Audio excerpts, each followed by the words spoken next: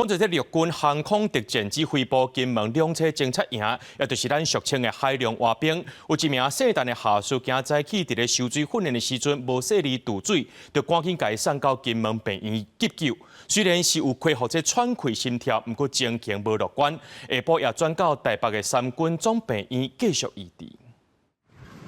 官兵倒伫个两桥顶悬，准备要后送台北三军总病院，当炮正着急的心情，拢看得出来。陆军航空特战指挥部金门两车侦察营，就是人在讲的海龙水鬼啊，一个渡训队姓陈的下属，初5早起伫做入营训练的时阵，发生渡水的意外，军方紧甲人救起来。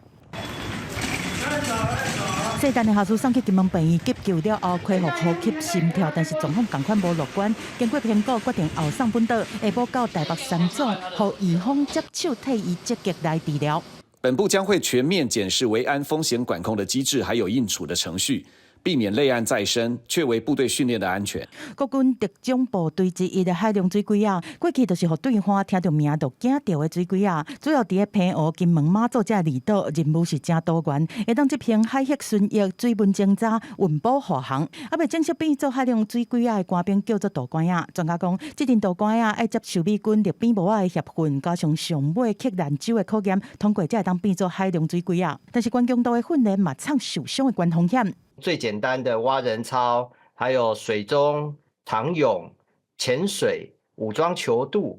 拘束住的这种求生的游泳，他都要练习。